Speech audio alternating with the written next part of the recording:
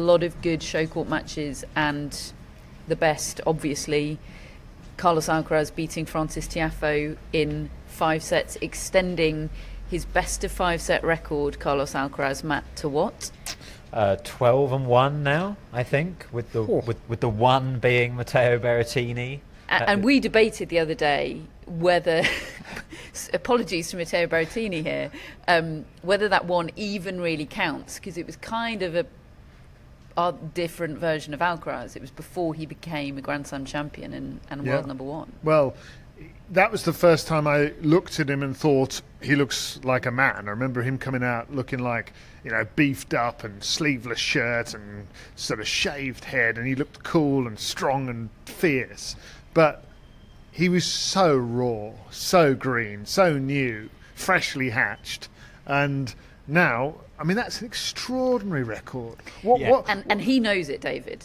He knows it. It was a big topic of conversation in his press conference today, and he didn't shy away from it. It's like another weapon. He's got massive forehand, he's got drop shot, got serve, volley. It reminded me of when Djokovic had that tie-break record going for a while, and he was totally aware of it and knew that it was in the heads of all his opponents. Yeah, and he kind of used that phrase in the Spanish portion of his press conference. He talked about putting fear into the minds of his opponents because of that 5th set record, which he really credits his physicality for why he's got such a good record. He's like, I always feel so good in the 5th set. And it's been tested as well. He's been in a 5th set against post-puke Sinner. He's been in a 5th set in a Wimbledon final against Novak Djokovic. He's put that 5th set record on the line in big situations. It's not just been in maybe the first or second round and he's not been playing well and he's got over the line in the 5th. No, he's used it as a weapon in big matches, and he used it again today because that was a perilous situation for Carlos Alcaraz. David, you didn't get to see too much of this match, but you asked whether we felt like there was more jeopardy in this one or in the US Open semi-final that Alcaraz and Tiafoe played. And I absolutely thought it was this one. 100%. And Frances Tiafoe said the same. He said, this one hurts more than the Open. I feel like at the Open I was kind of hanging on for dear life. This one was kind of more on my racket. And that was kind of my read on it as well. I don't think it was entirely on his racket. It did feel like if Alcaraz was playing sensibly and playing well, he was going to win this match. But Tiafoe was doing a lot of things at times to disrupt him, and he was at 4-all in the 4th set, was Tiafoe leading 2-1, and he had love 30 on Carlos Alcaraz's serve, and Alcaraz missed his first serve, challenged it, it was out, so he had to hit a second serve after a challenge. This is a really dangerous situation for Carlos Alcaraz, and from that point onwards, he was kind of irresistible. The tennis he played to get through that game, awesome. He played an absolutely phenomenal tiebreak, and then he played Carlos Alcaraz 5th set tennis in the 5th set and just took it away. So it ended up not right at the end of the match. There wasn't that much jeopardy, but in that moment in the 4th set, the defending champion was on the ropes. 4th set was jeopardy central, seriously. As soon as it went to 5, we're all thinking about the 5 set record. Alcaraz is thinking about the 5 set record, and probably Tiafoe is as well. Not a lot of jeopardy in the 5th set at all. But in the 4th set, big time. You said he was doing things to disrupt Alcaraz. No, he was doing Alcaraz stuff. Really? Well, yeah, the one thing that came to me was that Tiafoe kind of has an ability to rush Carlos Alcaraz. He's so good at just bunting the ball on the backhand with such a short swing, taking it early. And Alcaraz was rushed, knocked back a few times. He was also, as Catherine said, using that combination of power and touch that Alcaraz has. Tiafoe was doing it with drop shots, with lovely play up at the net at times, but also big power at times. He was hitting his spot on serve. It was gorgeous tennis from Tiafoe for most of this match. It did drop off in the 5th set, big time.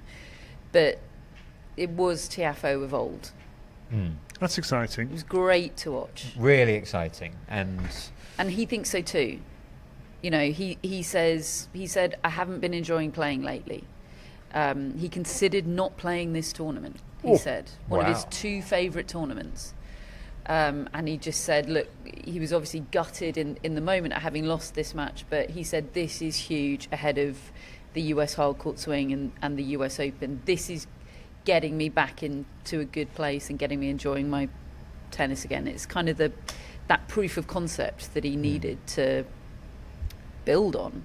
And there were times when he was the showman on the court, he was getting the crowd going, and they were, giving big standing ovations for him. And obviously they were doing it for Carlos Alcaraz as well, but it takes a special player to be able to kind of match Alcaraz for that energy. And there were a lot of times today when Tiafoe was doing it. Yeah, and I felt like whether it was because that was happening or just because, Carlos Alcaraz was trying to create a moment of magic. He was trying to do something improbable and sensational kind of throughout the 3rd and 4th set, and he had a few busted attempts.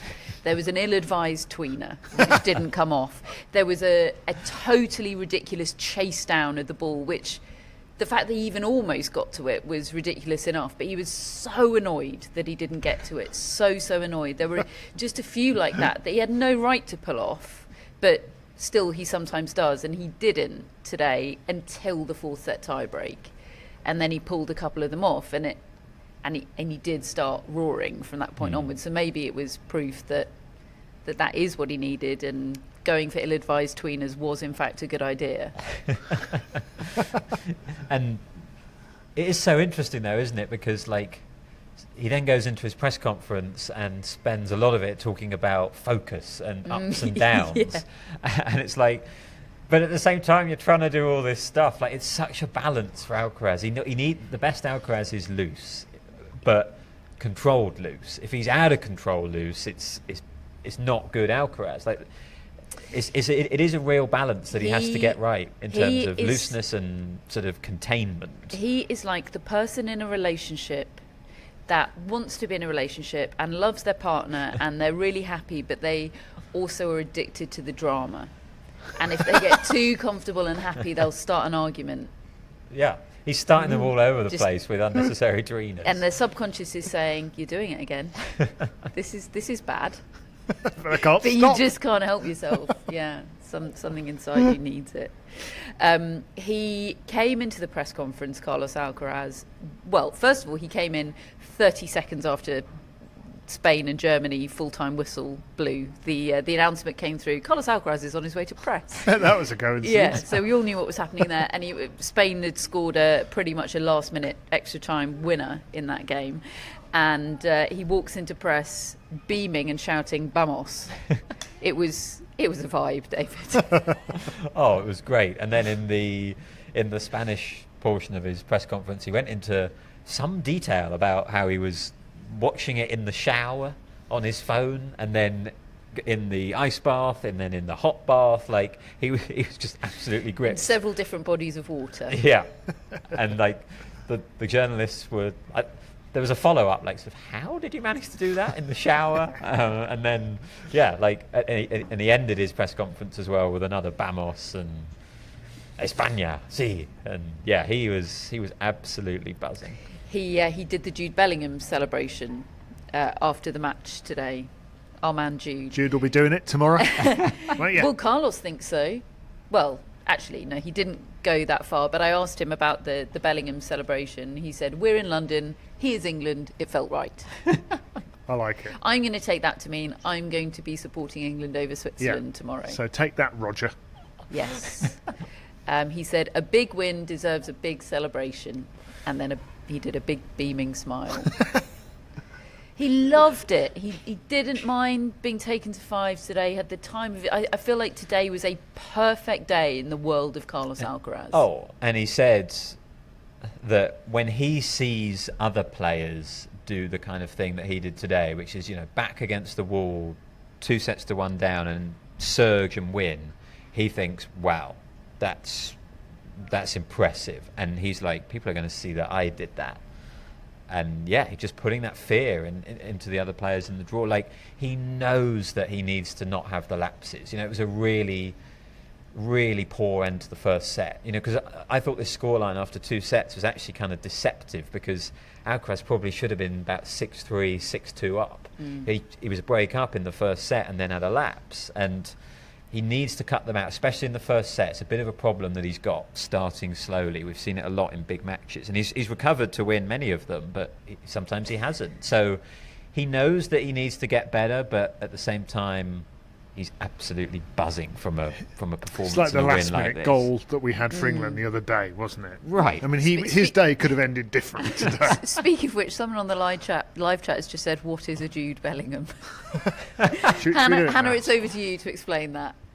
Yeah, although I do, much as I love Jude Bellingham and that celebration and the fact that Carlos Alcaraz does it, I love all of that. I am with Hannah on the fact that like having your arms raised in the air isn't distinctive or unique enough to be a trademark celebration. As Hannah says, if you can do it by accident, is it a trademark celebration? Yeah, you can't do a dead fish by accident. Exactly. Now that's a trademark celebration. But he still has pulled it off, and that's an idea of Bellingham's magnetism, you see. Go on, Jude.